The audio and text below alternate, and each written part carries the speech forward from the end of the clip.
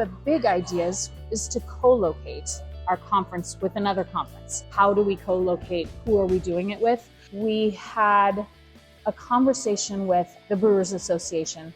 So this conversation with the Brewers Association had been going on, and really they were the most eager to partner in this co-location plan. You know, we've just checked off another box from the high priority list that the membership told us that they wanted from CiderCon. Cheaper tickets, easier access. Guess where it's going to be? Do you know? Hi, I'm John Sicotte, Executive Editor of Brewer and Cider Business. Welcome to another Brewer and Cider Business podcast right here on YouTube and Spotify. Make sure you're liking and subscribing. And of course, 24 hours a day, you can go to brewermag.com or ciderbusiness.com for all your business resource needs. We are sponsored by Square and Keg Logistics. Running a restaurant is a lot. You start out with a vision for something special, but that vision gradually gets overshadowed by the day-to-day of it all. And the thing that I love about Square is how it helps take some of that pressure off so you can actually enjoy why you started in the first place. When Square steps in, helping you save on food costs, get your menu seen by millions on Cash App, and get delivery app payouts faster, it frees up time and mental energy in a world where both are typically in short supply. Square, here for the magic that's not on the menu. Go to square.com/goodstuff to get started. That's square.com/goodstuff.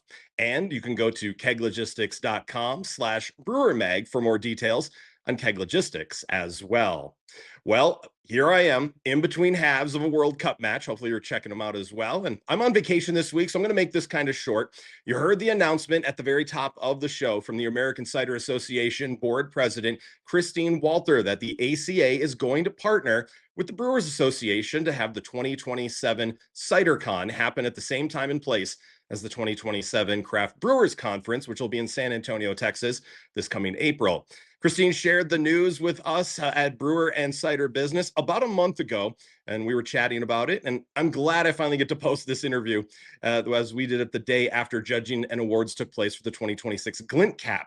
Now, congrats to Snowcap Cider for picking up so much of the hardware, 7 golds, a total of 14 overall medals.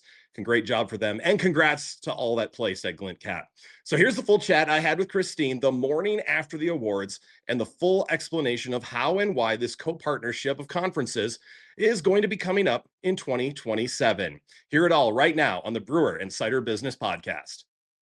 This Brewer Mag Podcast is sponsored by Keg Logistics. Now's the perfect time to review your keg management strategy. Whether you're seeking a truly flexible keg rental program or intrigued by the seamless distribution freedom of paper fill, Keg Logistics is ready to craft a personalized solution for you, ensuring you receive the kegs you need precisely when you need them. For details, visit keglogistics.com/brewermag. Keg Logistics, modern solutions for keg efficiency. Well, good morning. It's the day after GLINTCAP. How was last night? How was the last 3 days in general? Getting a chance for the 20th anniversary of this. 20th, I know. Man, I'm so glad I came. There was a moment where I'm like, I'm way too busy. I should not be leaving home. I should be working and like getting some things done. We've got a lot of projects in the works. And so even like the day before Wednesday, I was like, I can't go. I can't go. There's no way I can leave town. And I like almost canceled my thing. And then talking to another cider maker, and they were like, what time is your flight? And I was like, okay, I'm going to stay on my flight. I'm going to keep it. And man, I'm so glad.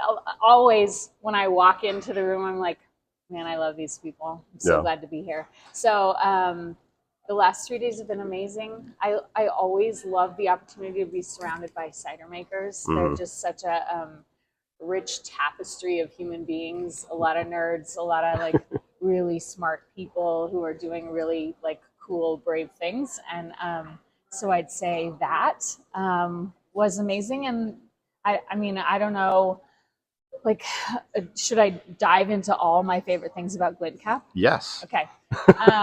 So this is such a rare opportunity where we're like in it with the like the home brewing crowd or the home cider makers and the professional, and we're all kind of like exchange of ideas. And to be honest, like throughout the judging, you see this recurrent theme that these home brewers, home cider makers are making such high level ciders that you wouldn't know, like to line them up, you wouldn't know which one you were getting. Yeah. Because they're that good and sometimes better than the commercial, because as you can imagine, when you're making cider on a commercial level, there's this always seeing it through the lens of what does the mass market like, or what will people buy and pay for, rather than like how do I push the edge of craft and push the edge of like what can I do like with science or technology, or just like the extreme of like allowing the apples to speak only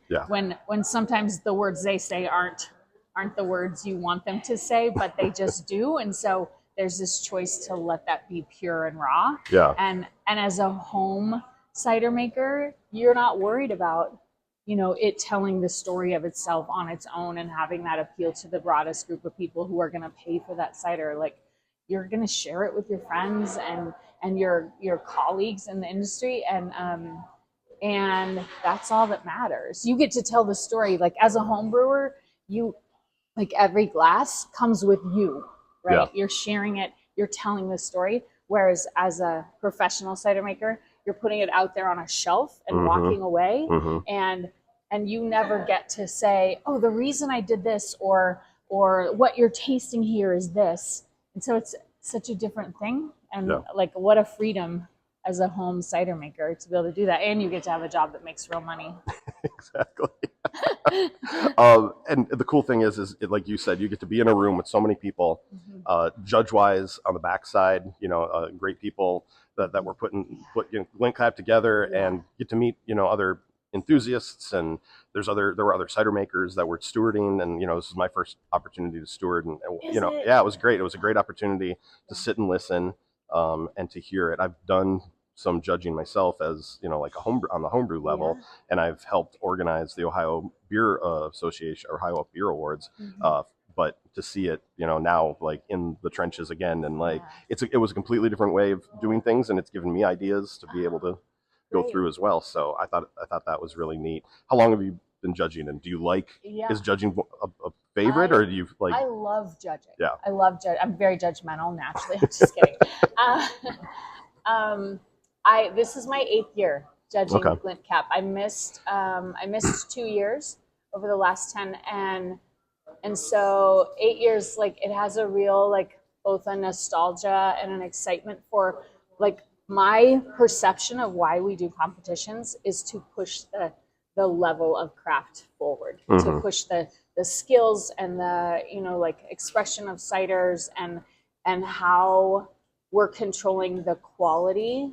That's what I think the role of competition, and it drives us in our competitive nature to create the best product, and then to be able to put those products out in the market. You know, imagine like the stagnant nature if the only metric for whether a cider is good or not is whether the marketing on the can is selling it to the people or whatever, right? Whereas when we're doing this sort of thing, we're saying, like, we want to achieve this level of technical expertise or of like expressiveness in our ciders that it is acknowledged to be the best technically. And as you can imagine, that doesn't always translate into more sales. In fact, a lot of times it doesn't translate into more sales, but it does kind of push the needle for us as an industry. So I love the thought of both from that, like, broader industry pushing things forward, but I also love, as a maker, or as, like, I bring staff some years. This year it was just me because we're way too busy to pull people off the floor, but as a maker, to get to taste, you know, 300 ciders in a weekend is a pretty special opportunity, because you're like, it puts you in the mind of, like, how did they do that? What are they doing? What are they trying to accomplish? And then you bring that into your cider making, and you say, like, I want to make a cider that feels like that, or that tastes like that, or smells like that.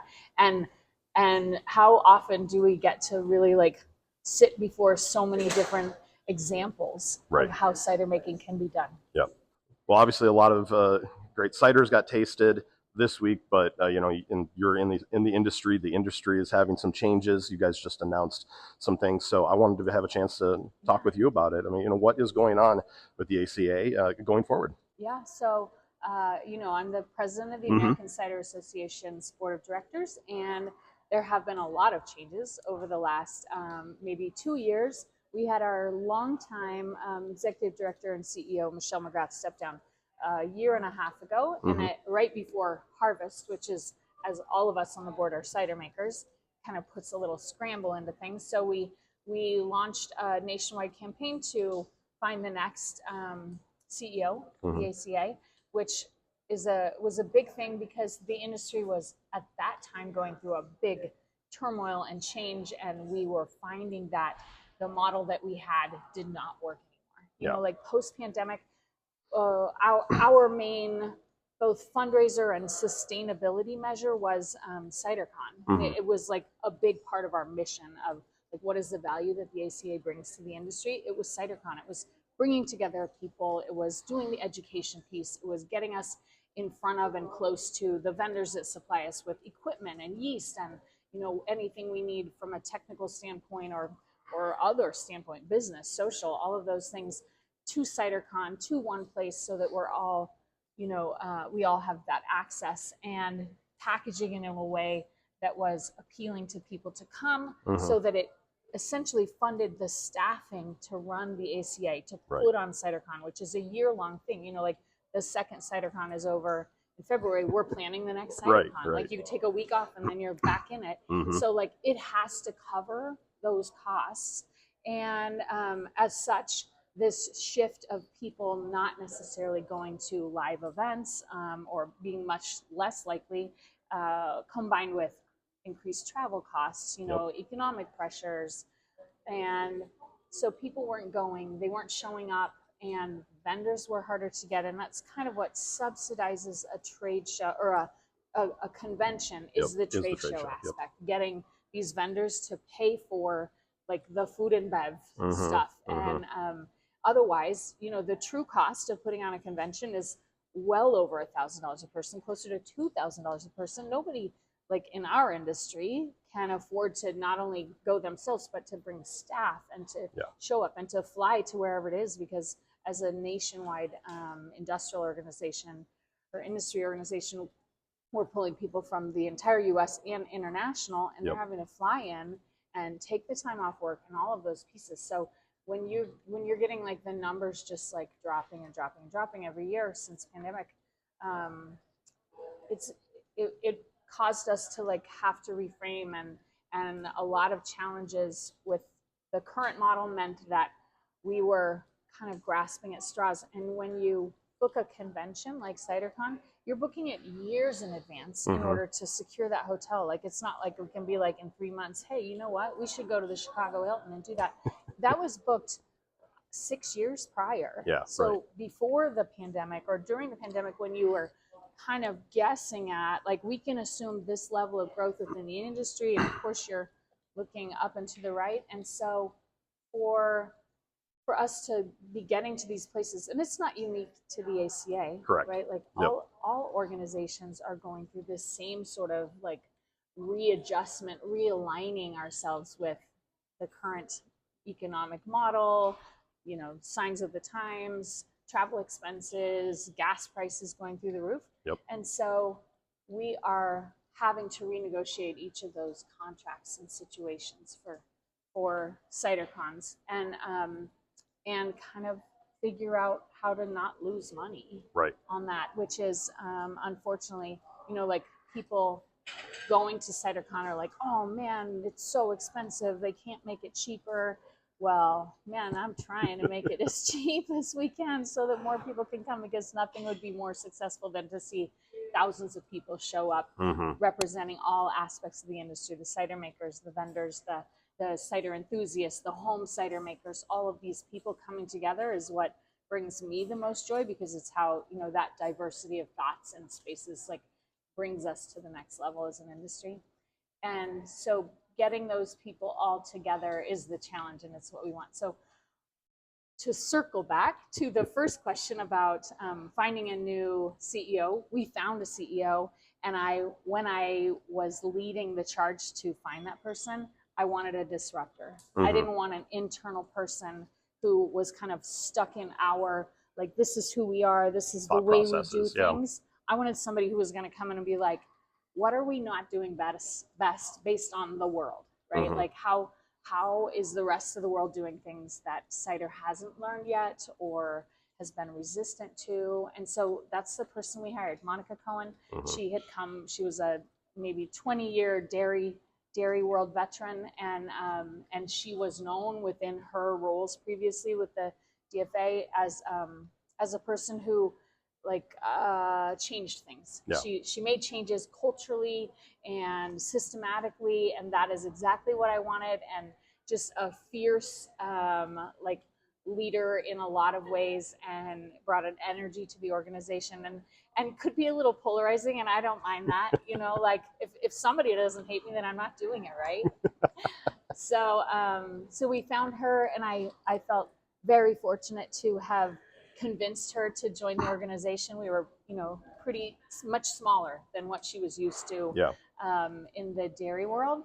But she was at this point in her career where she's like, I just kind of need one more punch on the card, and so it was a great fit, and we really got along well and had a great time. And I think she did bring a lot of energy, and people were like, she doesn't even know anything about cider. And I said, I know. That's Isn't that why great? I hired her. I wanted somebody who would come in and be like, this is what you guys are forgetting. This is what you guys don't even know you don't know, right? Like, that's when we are our best, when somebody tells us where we're wrong. I, as a like sole owner of a company that has grown from this big to wherever we are, this big, people aren't always willing to be like, I think you're wrong. And you know what? I wish they would say, I think you're wrong, because otherwise, how am I going to know when I'm wrong? If I'm in a tunnel, just like saying my own things, like if you don't have somebody like brave enough to stand up and say, you don't even realize how insular or siloed you're being because you're not leaving your own headspace. So that was what I wanted for the industry in bringing her in, and it was a great year. But we also were at a place where, like, back to the funding model that CiderCon really is our sustainability. Membership dues sustain just enough to like do the other programming that we do with the ACA, like lead the education program, and some of these others, like preferred vendor programs. So a lot of programming within the ACA that you can learn about on our website. Exactly. But CiderCon funds the staff to put on CiderCon and to make that a sustainable program. So having a CEO that's kind of like a little step up is not, it's not cheap, it's not free. And we are a volunteer-led board. The board of directors is all volunteers. And so we have just tiny staff and then the CEO. And what we found in this model of CiderCon being harder and harder and harder to make it a profitable venture meant that we don't have the money to have a professional CEO. And so that's kind of, Monica saw the writing on the wall, and she was like, I don't think I can turn this ship enough to make this work on your time frame. And so we had some really like bold and raw conversations back in November, December, where she was like, this is what I think is the appropriate response from the board, was to reduce her to being just like a contractor that just kind of like was the leadership only and not doing the day-to-day, because I hired her thinking we could be doing the high level like industry growth and industry expansion and do restaurant and buyer programs and all of this, like have a touch of a marketing piece for the sake of our membership. Not just marketing to members, but marketing to the world about what our members do and need. And we didn't have the resources to fund that kind of programming. We couldn't even pay to fly her to, an event on the East Coast or whatever. So it became this, the writing is on the wall. We need to tighten our belts before we can kind of go back to this broad vision of like the expansion we want to do as an organization, it became about surviving intact with our main mission statement, which is to put on CiderCon and to bring value to our members in like these very simple and broad ways that are largely about connecting. And so we, she came to me and said, you need to tighten your belts, and this is what it has to look like, and it means I'm out because you can't afford to have a CEO right now. And to be honest, when I first joined the ACA back in 2016, that was, I think in 2017 might be when we actually hired Michelle McGrath. And before that, it was all volunteer led. Yeah. So there was, we hired people to do CiderCon. We hired people to do this, not very project based, but it was led by the board, making board decisions and volunteering their hours to do the organizational pieces.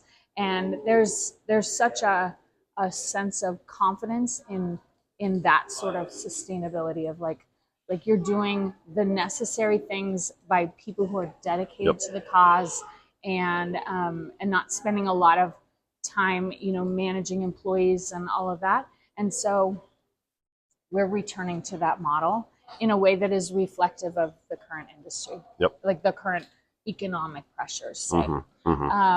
So this is not long-term. Like ideally we will have a new ED or CEO back in place within the year. That's my dream for us. But it is going to require some other steps as well, like making CiderCon profitable, like keeping our programming alive and sustaining. And Jenny Dorsey has built out our education program. Fantastically. The CCP and the Certified Sommelier programs, like those are becoming financially independent so that they don't require, this other inputs. And similarly, from an advocacy standpoint, which is another piece that is really important that the ACA can do on behalf of the broader industry a lot more efficiently and effectively cost-wise than we can each do individually. Like if every cider company is like wanting to have a presence in Washington, D.C., or our state legislature to impact or have a voice in the rules and the laws that are coming down and affecting our industry, that gets expensive. But if we can all contribute and be in on it together, of course it requires some sort of buy-in that we're all on the same page with what's important to us as a company.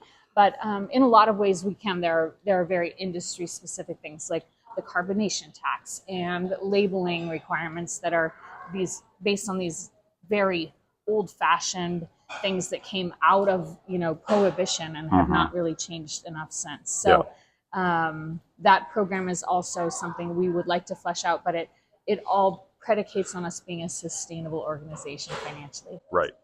Which is always tough, and you're a business owner as well, so you understand like you have to have. There's going to be challenges, and there has to be ways to be able to meet those challenges. And you're not saying we're going down this path forever. You want to be able to bring it back, but tightening your belt is really important. So what else does this year bring for you guys as a volunteer board working with the ACA staff? How are you guys having those discussions, and how often do you guys, you can't get together because you're all over the country, but how often can you get together through email or Zoom or whatever? Like, how is that going for you guys? Well, I would say the broader board, of course, just like meets once a month and has our general board, like state of the industry meetings and talks about like how our programming is progressing. And then outside of that, we have a lot of committees, including CiderCon committee and advocacy committee and education committee and all of these things. But it's funny here at GLINTCAP, my treasurer of the board of the American Cider Association is John Behrens, and he's here in Michigan. And what an amazing guy. Well, I saw his wife and he goes, God, she says, I hear your voice almost every morning on the phone, like as John and I are talking, literally maybe every day we talk, but just trying to like do all the pieces we can to make sure we're being lean and considerate of both the mission and the resources, and tighten everything up we can. And man, has he put in a lot of hours towards that end, because his background, he's an accountant, and so God, I don't know what I would do without him. I wish I had him in my back pocket, but anyways, so this is taking a lot of time and energy right now in the short term because we are making these big decisions. And to get back to like, how are we taking these next steps? What are we doing? We sent out a big email survey to not just to members, but to anybody who's gone to CiderCon in the last 5 years, I think is what was our metric, because we wanted to know like, what is important? Like in the industry, I want to say there are close to 1,000 cider makers in the United States. And I think our membership is, sorry if I shouldn't be saying this, but like a quarter of those people. So it's very much under where we want it to be we want to represent the voice of the industry. And if we're only representing 25%, we're missing a lot of voices. Right. So if we, so in sending out this survey, we wanted to reach the broadest audience and figure out like, what are the priorities of the industry? Who are we not capturing and why? And how do we figure out what they want from the ACA? How do we best like drive the industry forward without being in this little thought tunnel of like what I think is important, what John thinks is important, and the other dozen members of the board think are important. We want to know what everybody thinks is important so that we can refine our mission and make sure we're being most efficient with that. So in that survey, we asked all of those questions, like, what do you want from us? What do you want from CiderCon? What are your top priorities?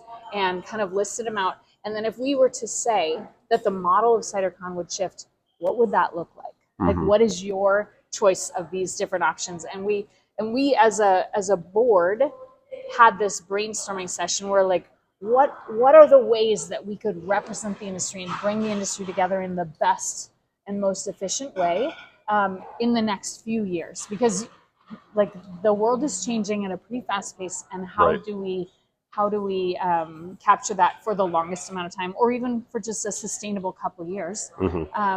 So we did that. And what we heard back from people were the very obvious ones. We want to be able to come to an affordable CiderCon. We want it to be convenient. We want it to be near an airport. We wanted to, the money piece was big because of course we would all love to bring more of our staff. We know how valuable it is to go as one person, but imagine if you could bring all of these different team members from different aspects of your business, or if it's just you, then it's just you. Like I certainly for years, I was the only person in my cidery.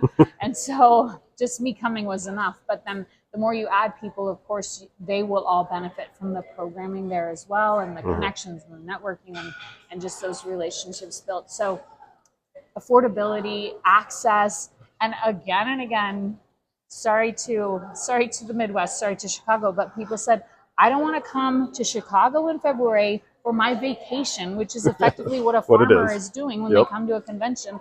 That's also their vacation. And Chicago in February, believe it or not, is not the ideal for people's vacations. No way. Yeah, I know, it shocked us too. And of course, I think most people probably recognize that. This Brewer Mag podcast is sponsored by Keg Logistics. Now's the perfect time to review your keg management strategy.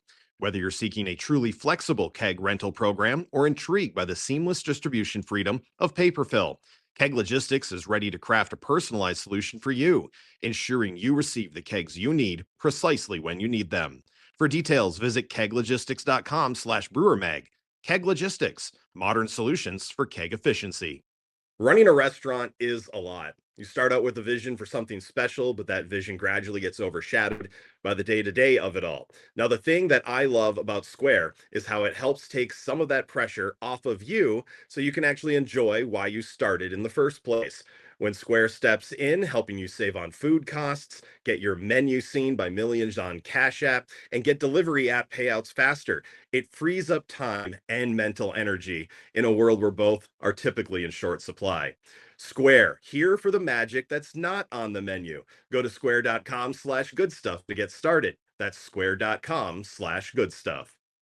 The reason we do it in Chicago in February is because Chicago's easy to access for most of the U.S., right? A pretty easy single flight for many people, but it's a cheap time to have a conference. To get the Chicago Hilton, that's a very affordable time, and maybe the most affordable. And couple that with the calendar of being an orchardist and a farmer and a cider maker. You know, we've got our busy times. Like you're doing pruning here, you're doing harvest here, you're making cider here, like all of these things if you're on a harvest schedule. And so we had to factor that in. A farmer's not going to be able to go in the middle of summer or the middle of harvest. Right. And so so it kind of had to be, it gets stuck in a shoulder season in that way. But we heard that from people like, please don't make us go to Chicago again in the middle of the winter. And then there were things like, it's most important to me that I get access to vendors, the people I don't get to talk to because I live in a small town and I don't get to go visit a tank manufacturer or a filter maker or a yeast supplier. Like there's no access. So get me that access to vendors. And I think the other big one was, just the community aspect. Yeah. Like the most important thing for me is being in a room with other cider makers. LobbyCon. Yeah, lobby. That's exactly what it is. LobbyCon. The raucous. Well, I shouldn't say party. It's very educational. Oh yeah. You're learning a lot deep into the night. You're learning a lot, and maybe the best part of our industry, all in, is the sharing of this thing that you made with your heart, and you put it out there with a huge degree of vulnerability. Yeah. Right. So. Those were the priorities we heard. None of them were surprising to me. Maybe the order, because I personally read every single survey, every comment. I wanted to know exactly what people felt and were willing to put out there. And taking into consideration all of those things, we sat with the options, which in this other brainstorming session were things like, do we somehow continue with the current model, but just scale down, get a smaller block of rooms and renegotiate that contract, which is tricky when you have a contract and it's like a multi-year thing like we did with the Chicago Hilton. Yeah.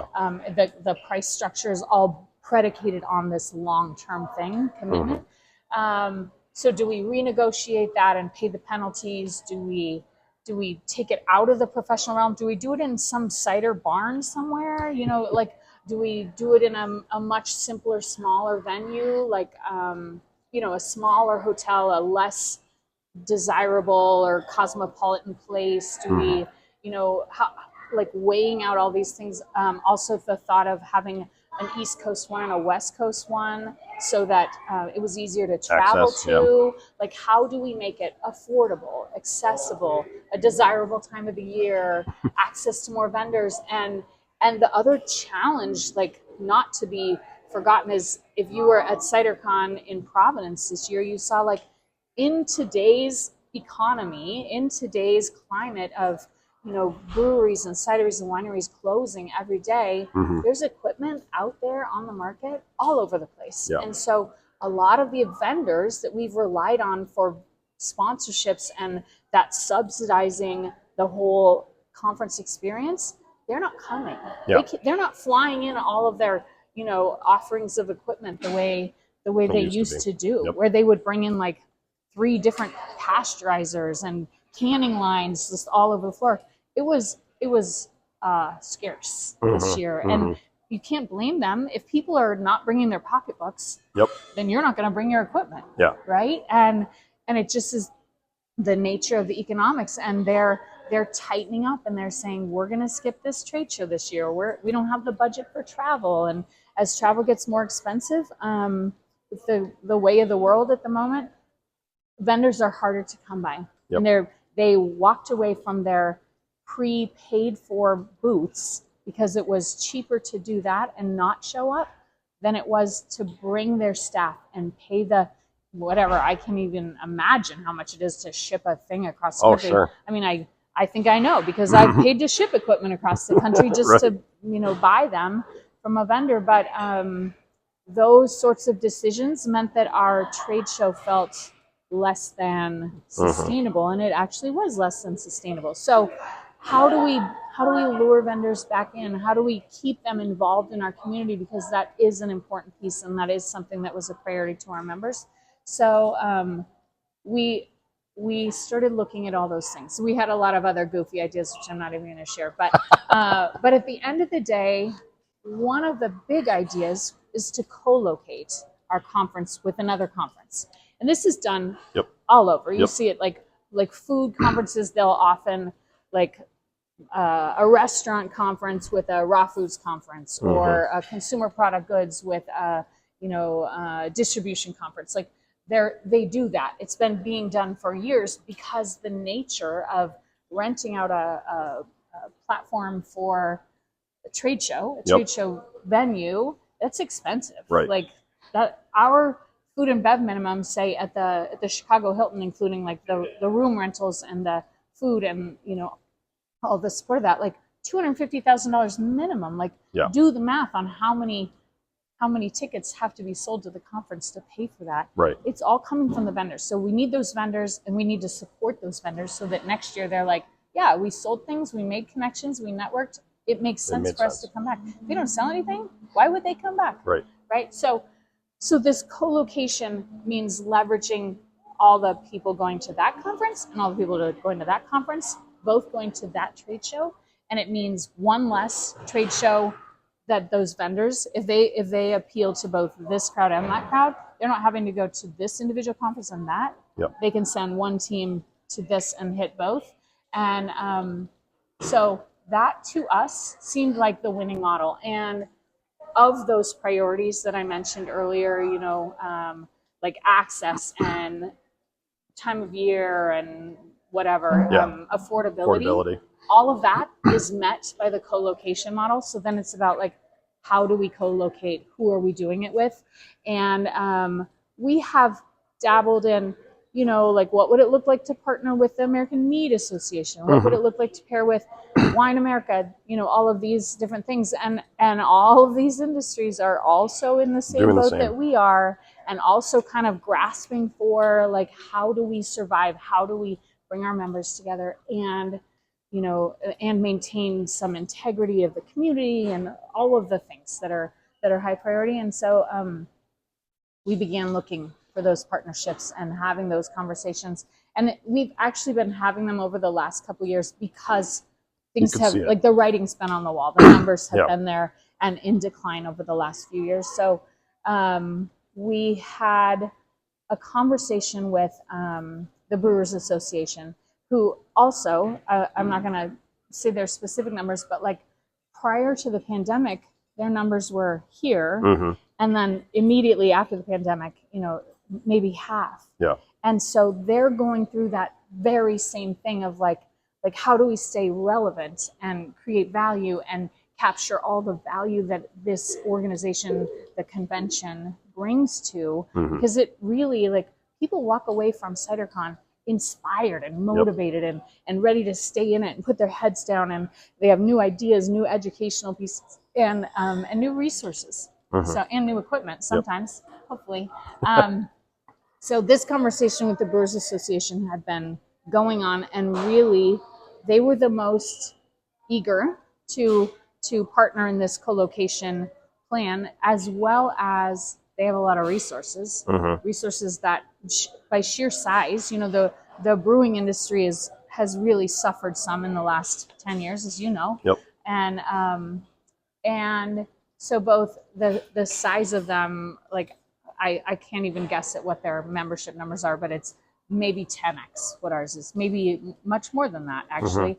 And so this idea of sharing. So last year in Indianapolis, I went to the Craft Brewers Conference. This year in Philadelphia, I went, and I will say pretty overwhelmingly massive from a person who's gone to CiderCon for the last 9 years. I was like, wow, this is a lot. It's very high energy. It's 10 times the amount of people. It's at least 10 times the amount of vendors in the trade show. There's so much action and energy. And last year it was actually pretty terrifying to me. It was overwhelming and terrifying because it was too much. And so my first thoughts around like co-locating with CBC was like, oh, we'd get lost. We would get lost in that because it's too big. And so it gave me pause. I didn't know if that was quite the right thing for us. But then as these conversations continued and I considered, like, how could we take all the things, especially in light of this survey and the responses we got, how could we take all the things that are priorities to our members and also keep the thing that is our community and the specialness of cider, because we're kind of weird, we're kind of nerdy, like even more nerdy than a lot of brewers are nerdy too. Don't get me wrong. Oh yeah. But how do we maintain that? And we've came up with some really like easy and beautiful answers. You know, like LobbyCon predicates on us all being in the same hotel and coming back to that space at night and sharing bottles in the lobby. And so that's an easy thing. Like the CBC is so massive that they have several partner hotels that people get to choose from. We've chosen one to be our hotel, Cider's hotel. So we just, you know, it's not like we can force anybody any more than we can ever force anybody to stay at the official hotel of CiderCon. Right. But we can certainly say, this we'll is the hotel where we will have LobbyCon. And that is very appealing to so many people, because that's the beauty of it. That's the value. So that's one piece. Within the vendor trade show, we would have a specific area that would highlight cider and cider cider specific products. Like brewers don't necessarily need an apple press or a mill or, you know, like there are a lot of pieces, or fruit juice on the same level that cider makers do. And so there is an area that will be especially for cider makers. We'll have our whole education track that'll be cider making, cider, you know, like all the priorities of cider makers that are not necessarily the same. But guess what is an overlap? How to have a successful tap room, how to be a good business owner, like how to find funding, like all of those business, sales management, distributor relationships, all of those things, we share those. So could we find a model where we get to have resources going to just the cider things from the cider registrations, and then also take advantage of the overlap both in the trade show and the education piece? Yes, we can. That's an easy conversation, and it's a conversation we've been having with the Brewers Association. Can we make this work? Can we find a way to both like protect our integrity as an industry and, you know, take advantage of all the ways? And guess what else? The registration fees for CBC are a lot less expensive than the registration fees for CiderCon. Splitting the pie more, Yeah, purely on the basis of scale, right? So when you have 10,000 people buying tickets that is to cover this space and food and bev minimum, it's a lot cheaper per person than when you have 1,000 people. So that, taking advantage of that, what a win. And then to share the costs of the app and the signage and the desks and the infrastructure. It's a lot of savings. And so that, you know, we've just checked off another box from the high priority list that the membership told us that they wanted from CiderCon. Cheaper tickets, easier access. Guess where it's going to be? Do you know? Next year? Yeah. San Antonio. San Antonio in April? Yep. Is a far cry from Chicago in February. Absolutely. Just between you and me. Yeah. Well, it's good, you know, and again, because we started as Brewer Magazine, we added Cider Corner at the time, now ciderbusiness.com. I'm trying to figure out in my head, does this mean I have more work to do in a shorter span of time, or is it the fact that I don't have to travel two different places? You don't have to travel two different places, and you get to do it in San Antonio. Exactly. Yeah, so we think the win, our vendors will feel it, our members will feel it. Now, will some cider makers walk in and be like, oh my God, I'm lost in a sea of beer guys who all look the same? Just kidding. Just kidding. Or will they walk in and be like, this is high energy, access to more vendors than I ever could have imagined. Like, you want to look at a filter, all of a sudden you have 10 filter makers rather than one filter maker. You want to talk to a yeast rep, all of a sudden every yeast rep in the world is at CBC just because of the economy of scale. And also, the vendor fees are less expensive for the vendors to go to CBC than they are for CiderCon. Again, just economies of scale. So can we leverage this and take advantage of this partnership in a way that is mutually beneficial? And as I mentioned, you know, the numbers for the BA membership or attendance at CBC were here, and now they're here. So they also would like to see a bump. Fill in get that bump from a shared food and beverage minimum, like all of those things. they have a lot of resources. They are definitely the big brother in this one, but it's a win-win, a win-win-win-win-win, like everybody.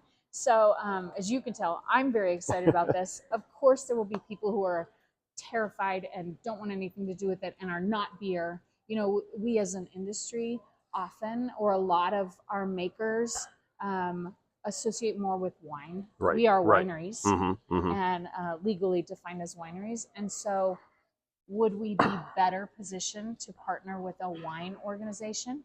Maybe we would, but is there a wine organization who's willing to do that with us? Not right now. Yeah. We've asked, we've made inquiries and couldn't find it. And, you know, I don't know that the economies of scale is necessarily there. We're partnering with the meat organizations, or, you know what I mean? Like this year we are in a pickle. We are doing all these things, tightening the belts, like getting rid of the CEO, doing, you know, all of these like internal looking pieces of like, how do we best and in the leanest way possible serve our members? And this one is an easy one that like we can leverage their